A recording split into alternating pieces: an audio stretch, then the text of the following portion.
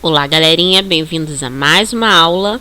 E na aula de hoje nós vamos falar sobre Império Bizantino, continuação. Então, nós vamos dar continuidade ao tema da aula da semana passada, que é o Império Bizantino, e vamos concluir esse tema.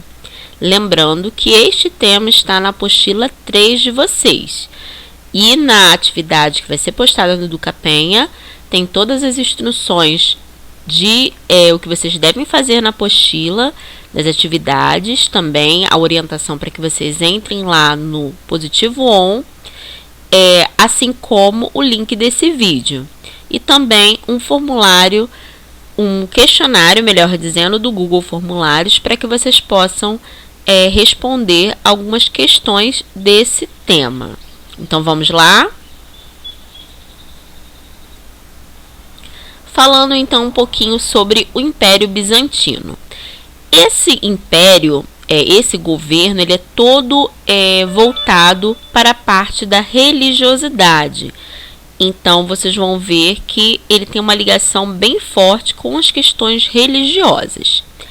Aqui, durante esse império, a gente vê que os reis, os imperadores ou os governadores, eles têm uma relação com o povo quase como se eles fossem um Deus, um grande representante de Deus na Terra, né? Então, era mais ou menos assim. Deus estava no céu para garantir a unidade de todas as pessoas, e quem garantia a unidade das pessoas na Terra era o imperador.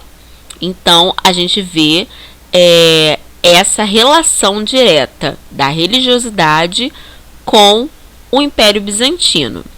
A gente tem como um dos maiores imperadores, de maior sucesso desse período, o imperador Justiniano, que ele tinha também a sua imperatriz, a Teodora, que era também uma peça muito importante, uma pessoa muito importante no governo do Império Bizantino deste momento. Então, ela marcou esse período, que foi ali ao longo do século IV, melhor dizendo, ao longo do século VI, esse período de governo do Justiniano com sua imperatriz Teodora. Agora a gente vai falar um pouquinho da sociedade no Império Bizantino. Então, a sociedade do Império Bizantino era dividida entre grandes proprietários, altos funcionários públicos, comerciantes, artesãos e um pequeno grupo de escravizados. Havia ainda camponeses que cultivavam plantações no interior e pagavam tributos ao Estado em forma de produtos. Aí a gente vê um pouquinho da cultura dessa sociedade no momento, do entretenimento e tal. No século IX, era comum ver em Constantinopla, que é a capital do Império Bizantino, como a gente já falou na outra aula, Constantinopla, a capital do Império Bizantino, que é uma cidade que era chamada, antes de ser Constantinopla, era Bizâncio o nome, por isso Império Bizantino. Então, era comum ver na cidade de Constantinopla a população tendo seu entretenimento em teatros, hipódromos, onde ocorriam os espetáculos mais populares entre os bizantinos, as corridas de cavalo. E aí também a gente vai ver um pouquinho aqui da questão da educação também, A educação na classe média e nas classes altas era muito valorizada. Eles eram, em sua grande maioria, essa parte da população rica, de classe rica e classe média, eram alfabetizados, inclusive as mulheres. Porém, os mais pobres, eles não tinham esse privilégio de ter a alfabetização. Aqui, então, a gente vai ver a pirâmide social, onde o rei ou o imperador ele está lá no topo, a nobreza e o clero logo abaixo, cavaleiros e senhores, bem como suas famílias, abaixo, então, dessa nobreza do clero, e ali aqueles que servem essa segunda classe, também as outras, mas mais diretamente essa segunda classe, os que estão lá na base, que são os soldados, camponeses e servos, tá? E também ali uma parcela pequena de escravos.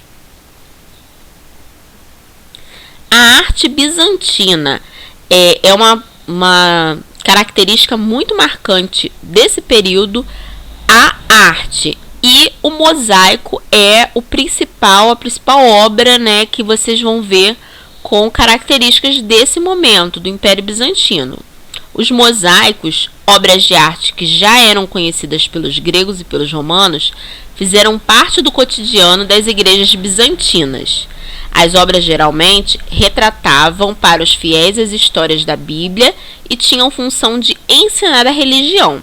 Por que eles utilizavam isso para ensinar a religião?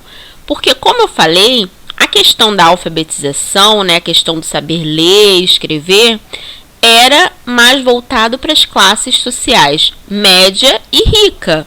Então, os mais pobres, eles eram, na maioria das partes, quase que em sua totalidade, analfabetos. Então, eles aprendiam mais vendo as imagens. Pelas imagens é que eles aprendiam. Então, era dessa forma. Eles colocavam ali as imagenzinhas pelos mosaicos, né? E assim que eles aprendiam a questão da religião, né? A doutrina cristã.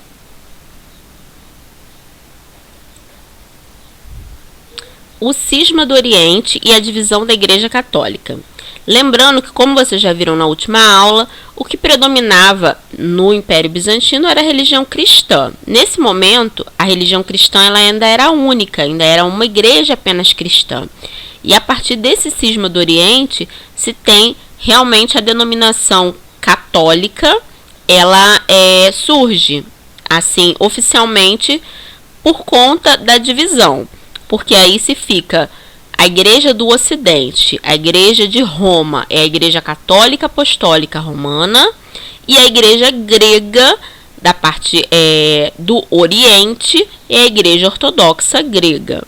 Então, se tem essa divisão, principalmente por conta do não acordo em obediência ao líder máximo da Igreja. Nesse momento, o patriarca, o grande líder da Igreja, era o Papa, que vivia em Roma e, tradicionalmente, era um romano que se substituía ao Papa assim que ele falecesse. E os gregos começaram a não querer prestar essa obediência. Então, eles elegeram um patriarca grego e fizeram essa divisão. Mas aí a gente vai ver que tem umas características um pouco diferentes. Eu vou fazer a leitura desse slide para a gente poder entender esses detalhes. A religião cristã em Constantinopla seguia os moldes do Império Romano do Ocidente. Ao longo do tempo, tendo os imperadores o controle da religião, passaram a se efetivar várias mudanças. Os patriarcas da igreja, líderes religiosos, eram nomeados diretamente pelo imperador. Na hierarquia clerical, ou seja, na hierarquia da igreja, abaixo dos patriarcas se encontravam aproximadamente 600 bispos e arcebispos, que controlavam milhares de padres e párocos. As missas, antes rezadas em latim, passaram a ser celebradas em grego, ou seja, também tinha esse detalhe. A Igreja de Roma, todas as celebrações, os cultos, né, as missas, como é chamado o culto católico, elas eram feitas até esse momento em latim. Então, muita gente não tinha conhecimento de latim, não entendia nada do que estava sendo falado. Então, a partir desse momento, com a instituição da Igreja Ortodoxa Grega, as celebrações, as missas, passaram a ser celebradas em grego. Os padres começaram a adotar barbas e tiveram autorização para contraírem o matrimônio, ou seja, na Igreja Ortodoxa Grega eles poderiam se casar também, os padres, né? Essas diferenças geraram desentendimentos entre os chefes de cada igreja. O patriarca e o papa levaram a uma ruptura, uma separação em definitivo no ano de 1054, fato que ficou conhecido como a cisma do Oriente. A palavra cisma quer dizer separação. A separação entre as igrejas fez com que os bizantinos adotassem uma liturgia própria, não tendo mais relações com a Igreja Católica, e assim passaram a se chamar de Igreja Ortodoxa. Uma das principais diferenças entre as religiões católicas e bizantina é a adoração de imagens, que na igreja ortodoxa, né, na bizantina, passou a ser proibida, pois eram acusados de idolatria.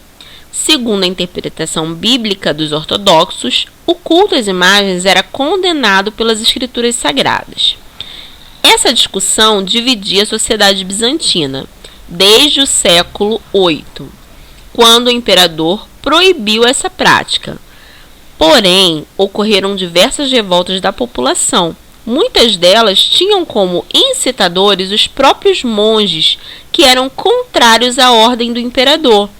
A questão iconoclasta, como ficou conhecida durante até meados do século IX, quando o culto às imagens foram liberados, exceto as estátuas e esculturas. Então, a partir do século IX, a Igreja Ortodoxa também passou a adotar a utilização de imagens, mas imagens principalmente as pinturas, né? Então, na Igreja Ortodoxa se tem pinturas, se tem quadros, se tem os mosaicos, os famosos mosaicos, né? Porém, não se tem esculturas ou estátuas. Continua sendo proibidas as esculturas e estátuas, mas as pinturas elas foram liberadas. Aqui a gente vê os líderes, né? O líder à direita, o líder ortodoxo bizantino, grego, e à esquerda, o líder católico apostólico romano. Aqui a gente está vendo uma imagem já da queda do Império Bizantino, do fim desse império. A queda de Constantinopla e o fim do Império Bizantino. A localização de Constantinopla, próxima à Ásia Menor, fez com que a cidade fosse alvo de tentativas de conquistas e de ameaças frequentes. Diversos foram os povos que tentaram invadir Constantinopla, assim como fizeram em Roma no século V. Esses constantes ataques e ameaças foram responsáveis pelo enfraquecimento da defesa de Constantinopla e pela diminuição gradativa de seu território, disputando o poder. Mehmed II, do Império Otomano, que era um império com base religiosa muçulmana islâmica, avançou sobre Constantinopla, que já fragilizada não conseguiu se sustentar. Os símbolos aqui são importantes para marcar o fim do Império Romano do Oriente. No dia que Constantinopla foi tomada pelos otomanos, a principal referência do cristianismo na região era a Basílica de Hagia Sofia, que sofreu duros ataques, sendo transformada em uma mesquita imediatamente. A mesquita é uma igreja muçulmana islâmica, é um templo religioso islâmico. Em 1453, o Império Romano do Oriente chegava ao fim, dando início a novos tempos. Então, agora a gente chega a um novo momento histórico, mas isso é assunto para a próxima aula. Fiquem bem, até a próxima e tchau, tchau!